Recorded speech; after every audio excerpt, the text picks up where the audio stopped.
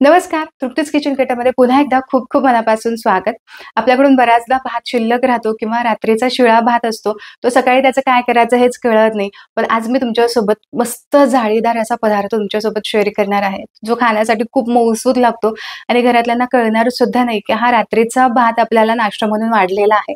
असा शिल्लक राहिलेल्या भातापासून मस्त जाळीदार अशी आंबोळी आज मी तुमच्यासोबत शेअर करते, की जेणेकरून आता राहिलेल्या भाताचं काय करायचं किंवा काय नाश्त्याला बनवायचंय याचा प्रश्न तुम्हाला पडणारच नाही. पण असं म्हटलं जातं ना, की घरातल्यांचं जे आरोग्य आहे ते एका स्त्रीच्या हातात असतं किंवा जो व्यक्ती स्वयंपाकघरात आहे त्याच्या हातामध्ये असतं. तर यासाठीच मी असं सजेस्ट करेल, की करतानाच तुम्ही थोडीशी क्वांटिटी कमी करा. एक वेळ एखादा दुसरा घास कमी खा, पण शिल्लक अन्न ठेवू नका किंवा वायाला अन्न घालवू नका, की जेणेकरून तुम्हाला उद्या त्याचं काय करायचं हा प्रश्न पडेल. पण कधीतरी चुकून-माकून आपल्याकडून ते होत राहतं. यासाठीच आजचा हा पदार्थ आहे. पण पदार्थाबरोबरच ना भांडी सुद्धा तितकीच महत्त्वाची आहेत. म्हणूनच आज मी तुमच्यासोबत जो मला एक कॉमन प्रश्न विचारला जातो, तोच तुम्ही तुमच्यासोबत आज सॉल्व्ह करणार आहे. त्या प्रश्नाचं उत्तर तुम्हाला देणार आहे. तुम्हाला आठवत असेल, की मध्यंतरी मी एक व्हिडिओ केला होता, की ज्यामध्ये 4 वेगवेगळ्या धातूंचे तवे तुमच्यासोबत शेअर केले होते आणि त्या धातूंच्या तव्यामध्ये मधली मी माहिती जी काही माझ्याकडे होती, ती माहिती मी तुमच्यापर्यंत पोहोचवण्याचा प्रयत्न केला होता. तर त्यामध्ये ना एक कॉमन प्रश्न मला आजही येतो. तो आजही व्हिडिओ कोणी पाहिला तर त्यामध्ये प्रश्न विचारला जातो, की "ताई बिड्याच्या भांड्याबद्दल आम्हाला थोडीशी माहिती द्या." पण खरं सांगायचं तर त्यावेळेस माझ्याकडे बिड्याचं भांडं किंवा बिड्याचे तवे नव्हते. त्यामुळे त्याबद्दलची तितकीशी माहिती माझ्याजवळ नव्हती. तर आज आत्ता मी इथे काही भांडी मागवलेली आहेत.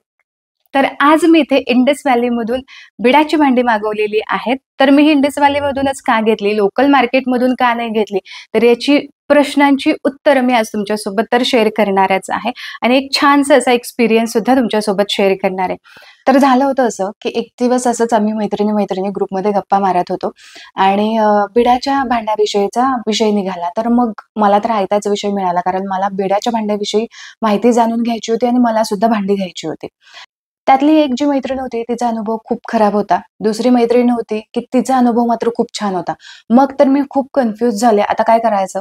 मग मी त्या दोघींनाच विचारलं, की "बाबा तुझा अनुभव का खराब आहे आणि तुझा का चांगला आहे?" तर पहिली मैत्रीण म्हणाली, की "अगं काही नाही, खूप त्या भांड्याला सिझनिंग करावं लागतं, वळसावं लागतं, 4-5 दिवस त्याला द्या.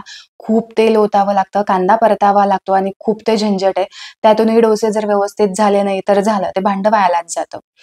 तर मी तर फुल कन्फ्यूज झाले. मग आता काय करायचं? मग दुसरी जी मैत्रीण आहे, तर ती म्हटली, "तृप्ती अजिबात तू काळजी करू नकोस. आता इंडस व्हॅलीवरती अशी भांडी मिळतात ना, की अजिबात तुम्हाला त्याला सिझलिंग करावं लागत नाही. भांडी घरी आली, की अगदी एक 15 मिनिटात तुम्ही ते वापरू शकता." आणि खरं सांगू का, ती रेग्युलर ही भांडी वापरते. तिच्याकडे एक कढई आणि तवा आहे. तर तोच एक्सपिरियन्स मी घेतला. त्यावरचे डोसे अगदी परफेक्ट होतात. इंडस व्हॅलीचं तर मी नाव खूप वेळा ऐकलेलं आहे. पण इंडस व्हॅलीवरून मागवायचं म्हटल्यावरती मला असं वाटलं, की महाग असतील की काय? पण चेक केलं तर 40% ऑफ. अरे बापरे! ही तर डील माझ्यासाठी अगदी फायदेशीर होती. मी लगेचच ऑर्डर केली. अगदी स्वस्तातही मला भांडी पडली.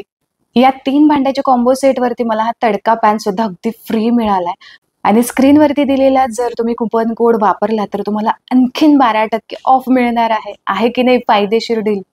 आता तुम्हीच सांगा, कंपनीकडून तर 40% ऑफ तर मिळतायत आणि माझा कुपन कोड वापरल्यानंतर आणखीन 12% ऑफ. अशी किती फायदेशीर डील ही पडतीये. आता हा तवा तुम्ही बघा, काय सुंदर लूक देतोय. याचबरोबर भरपूर फ्लॅट हा आहे. यामुळे डोसे तर एकसारखे पातळ मस्त असे तर होणारच. आता ही कढई तुम्ही बघा, मस्त गोल आकारामध्ये आहे. दोन्ही बाजूला छान हँडल सुद्धा आहेत आणि याचबरोबर एक 4 ते 5 लोकांसाठी तुम्हाला भाजी बनवायची असेल ना, रस्सा भाजी बनवा किंवा रेग्युलर आपल्या पालेभाज्या असतात त्या तुम्ही बनवल्यात ना, तरी सुद्धा अगदी एक 5-6 लोकांसाठी पुरेशी अशी ही कढई आहे. मस्त याचा बेस आहे, राउंडमध्ये आहे, खोलगट आहे. आता बिडाचा हा पॅन सुद्धा तितकाच मस्त आहे. मस्त याला हँडल आहे. छान ग्रिप याने पकडता येते आणि याचबरोबर छान कडा सुद्धा आहेत. दिसायला अगदी मस्त आहे आणि याचबरोबर याचा फ्लॅट बेस असल्यामुळे ना, तुम्ही यामध्ये डोसा बनवा, आंबोळी बनवा किंवा अगदी चटण्या वगैरे तुम्ही यामध्ये बनवू शकता. विशेषतः यामध्ये तुम्ही भाज्या सुद्धा हव्या असतील तर बनवू शकता आणि एक नंबर हा पॅन आहे. आणि याबरोबर मला फ्री मिळालाय हा लोखंडी तडका पॅन, की ज्याला असं मस्त लाकडाची मूठ आहे. इतकी परफेक्ट अशी डील मला भेटली आहे ना, त्यामुळे मी जाम खुश आहे. आता ही भांडी वापरण्याआधी एखाद्या भांड्याच्या लिक्विडने, साध्या स्क्रबने मी ही घासून घेतलेली आहेत आणि गरम पाण्यानेही धुवून घेतली. अशी 2दा मी ही धुवून घेतलेली आहेत. आता ही चांगली कोरडी करून घ्यायची. दोनदा गरम पाण्याने धुवून पुसून घेतली. आता यावरती तेल लावून घ्यायचंय. सगळी भांडी मी गॅसवरती चढवली आहेत. सगळ्या भांड्यांना छान तेल असं चोपून घ्यायचंय. नुसतं तव्यालाच नाही तर पॅनला आणि कढईला सुद्धा छान तेल लावून घ्यायचंय. गॅसची फ्लेम आता इथे मी चालू केलेली आहे. आता ही सगळी भांडी आपल्याला चांगली गरम करून घ्यायची, की ज्यामुळे काय होईल, की तेलाचं एक कोटिंग यावरती येईल आणि बस आपली इथं भांडी छान सिझनिंग करून झालेली आहेत. असं छान यावरून धूर यायला हवा. तिथे तुम्ही बघू शकता सगळ्या भांड्यांमधून असा मस्त तेलाचा धूर येतोय. आता चांगला धूर यायला लागला, की यानंतर एक 2 मिनिट फक्त हे धूर येऊ द्यायचा. यानंतर गॅसची फ्लेम बंद करायची आणि संपूर्ण भांडी थंड करून घ्यायची. तर भांडी थंड करून पुन्हा एकदा मी साधं भांड्याचं लिक्विड वापरून थोडीशी घासून घेतलेली आहेत. साधा स्क्रब वापरायचा. आता ही भांडी पुन्हा एकदा आपण ड्राय करून घेऊयात. चांगल्या कापडाने कोरडी करून घेऊयात आणि आता ही भांडी वापरण्यासाठी तयार आहेत. तर पाहिलं बिडाची भांडी म्हणजे 4-5 दिवस वळसत बसवायची गरज नाही. आता अगदी भांडी मागवल्यानंतर एक 15 ते 20 मिनिटांमध्ये तुम्ही वापरायला घेऊ शकता. तर चला आता पटकन रेसिपीला सुरुवात करूयात. तर माझ्याकडे इथे एक मोठी वाटी भरून भात शिल्लक होता. तर तो भातच आपण मिक्सरच्या जारमध्ये घालूयात. आता यामध्येच एक छोटी वाटी भरून आपल्याला बारीक रवा घालायचा. याचबरोबर अर्धी वाटी भरून इथे मी दही घेतलंय.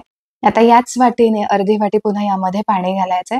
चवीपुरतं मीठ घालायचंय. पण लक्षात घ्या, की जेव्हा आपण यामध्ये मीठ घालतो त्यावेळेस भातामध्ये ऑलरेडी मीठ घातलेलं असतं. त्यामुळे थोडंसं बेतातच घालायचं. थोडंसं हे मिश्रण फिरवून घेतलं. आणखीन एक अर्धी वाटी भरून यामध्ये मी पाणी घातलेलं आहे. तर इथे अगदी मस्त स्मूथ असं बॅटर आपलं तयार झालेलं आहे. अगदी परफेक्ट बॅटर झालं. यामध्ये रवा घातलाय. त्यामुळे एक 5 मिनिटांसाठी आपण हे असंच भिजत ठेवूयात. आता झटपट एक चटणी पॅनमध्ये तयार करायला घेऊया. तर यासाठी एक अर्धी पळी यामध्ये तेल मी घातलेलं आहे. यामध्ये घालूयात 1 चमचाभर हरभऱ्याची डाळ, 1 चमचाभर आपल्याला उडदाची डाळ यामध्ये घालायची. आता या डाळी तेलामध्ये एक हलकासा रंग येईपर्यंत परतून घेतल्या अंदाजे 1 ते 1.5 मिनिटांसाठी. यामध्येच घातलं अर्धा चमचा जिरे, मिरचीचे काही तुकडे, 2 मिरच्या मी इथे घेतल्या होत्या. याचबरोबर अर्धा कप भरून ओल्या नारळाचे काप घेतलेत. 10 ते 12 कढीपत्त्याचे यामध्ये पाने घालायचे आणि याचबरोबर थोडंसं हिंग घ्यायचं. आता हे सगळं साहित्य हलकासा रंग चेंज होईपर्यंत आपल्याला परतून घ्यायचं. तर इथे साधारण 2 ते 3 मिनिटांसाठी हलकासा रंग चेंज होईपर्यंत सगळं साहित्य मी चांगलं परतून घेतलं. थोडीशी यामध्ये चिंच घालायची आणि याचबरोबर मूठभर कोथिंबीर घालायची. आता गॅसची फ्लेम मी बंद केली आणि बंद फ्लेमवरतीच आपल्याला ही चटणी चांगली परतून घ्यायची आणि यानंतर चांगली थंड करून घ्यायची. थंड झाली की मिक्सरच्या भांड्यामधून चांगली ही चटणी बारीक करून घ्यायची. आता जशी बाजारामध्ये गाड्यावरती ती बटाट्याची भाजी मिळते ना, अगदी सेम तीच रेसिपी तुमच्यासोबत आज शेअर करणार आहे. मस्त बटाट्याची ही भाजी बनते. त्यासाठी एक पळीभर तेल मी यामध्ये घातलं. 1 चमचाभर हरभरा डाळ, 1 चमचाभर आपल्याला उडदाची डाळ यामध्ये घालायची. डाळी चांगला रंग चेंज होईपर्यंत आपल्याला परतून घ्यायच्यात. जोपर्यंत एक खमंग सुवास यामधून येत नाही ना, तोपर्यंत डाळी चांगल्या परतून घ्यायच्या. इथे डाळी चांगल्या परतून झाल्या की यामध्ये घालायचंय 1 चमचा मोहरी, 1 चमचा जिरे आणि आता लगेचच यामध्ये बारीक चिरून ठेवलेला मीडियम साईजचा कांदा घालायचा. 10 ते 12 कढीपत्त्याची पानं घातली. याचबरोबर हिरवी मिरची आपल्या आवडीनुसार घालायची आणि एक पाव चमचा आपल्याला यामध्ये हिंग घालायचंय. आता हे सगळं साहित्य चांगलं परतून घेऊयात. तर कांदा हलकासा गुलाबी होईपर्यंत परतून घेतलाय. कांद्याचा जो हलकासा क्रंच आहे ना, तो तसाच टिकून ठेवायचा म्हणजे मग छान लागतो. याचबरोबर लगेचच मी यामध्ये पाव चमचा भरून हळद घातली. हळद मिक्स करून घेतली. आता यामध्ये पाव वाटी भरून आपल्याला पाणी घालायचंय आणि यानंतर पाणी हलकंसं उकळलं गेलं, सगळं साहित्य चांगलं मिक्स करून झालं, की इथे मी 3 मीडियम साईजचे बटाटे छान उकडून ठेवलेले आहेत. अर्धे-अर्धे करून घेतलेत. आता हे बटाटेच आपल्याला चांगले मॅश करून यामध्ये घालायचेत. अजिबात बटाटा चिरून घ्यायचा नाही. हातानेच हा मॅश करून घ्यायचा. आता यामध्ये चवीपुरतं मीठ घालूयात आणि यानंतर हे बटाटे चांगले आपण परतून घेऊयात. तर गॅसची फ्लेम लो ठेवायची आणि लो फ्लेमवरतीच हे बटाटे एक 2 ते 3 मिनिटांसाठी फक्त आपल्याला परतून घ्यायचे. तर हे बघा मस्त मऊसूत अशी बटाट्याची भाजी तयार झाली. जशी बाहेर गाड्यावरती मिळते ना, अगदी त्याच पद्धतीची ही भाजी टेस्टला सुद्धा आणि टेक्स्चरला सुद्धा अगदी अशीच लागते. यावरून थोडीशी कोथिंबीर घालायची आणि तयार झाली मस्त बटाट्याची भाजी. आता शिल्लक राहिलेल्या भाताची पटकन अशी आंबोळी तयार करून घेऊ. यासाठी मी इथं तवा गरम करण्यासाठी ठेवणार आहे.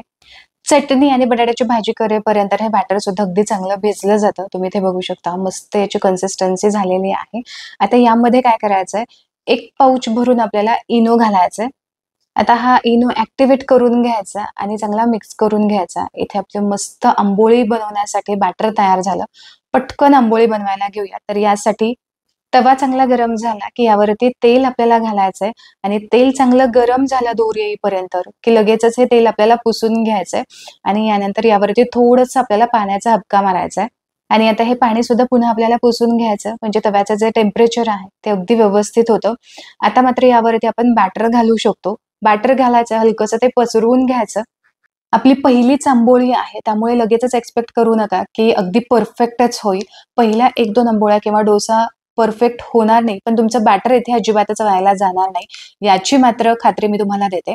आता अंबोळी साइडने थोडीशी अशी मोकळी करून घेतली, की पलटी करून घ्यायची. तुम्ही इथे बघू शकता अंबोळी खाली चिकटली नाही, पण थोडीशी ती मला त्याचा अंदाज व्यवस्थित आला नाही, त्यामुळे ती अंबोळी अशी पलटी करताना थोडीशी ती चिकटली गेली. तर इथे तुम्ही बघू शकता अशी मस्त अशी अंबोळी या साइडने सुद्धा भाजून झाली. आता ही काढून घेऊयात. आता याच पद्धतीने दुसरी अंबोळी सुद्धा तव्यावरती घालून दाखवते. तर हे पहा बॅटर या पद्धतीने घातले. एक पळीभर बॅटर घालायचं. थोडंसं ते पसरवून घ्यायचं आणि इथे आता तुम्ही बघू शकता छान वरचं जे आवरण आहे ते कोरडं झालं की थोडंसं तेल यावरती लावून घ्यायचं. तर आता 1-1.5 मिनिट झाला. थोडीशी अंबोळी खालच्या साईडने भाजली गेली की कडा थोड्याशा मोकळ्या करून घ्यायच्यात आणि इथे तुम्ही अशीच अंबोळी एका साईडने भाजून सुद्धा खाऊ शकता किंवा दोन्ही साईडने तुम्ही भाजून घेतली तरी सुद्धा चालेल. आता पलटी करून घेऊयात आणि तुम्ही इथे बघू शकता एक नंबर यावरती जाळी आली आहे. मस्त जाळी आलेली आहे आणि भाजली सुद्धा छान आहे. आता खालच्या साईडने सुद्धा मी चांगली शेकून घेते. आता इथे आपली दुसरी अंबोळी मात्र परफेक्ट तयार झाली. यानंतरच्या सगळ्या अंबोळ्या अजिबात तव्याला चिकटल्या नाही.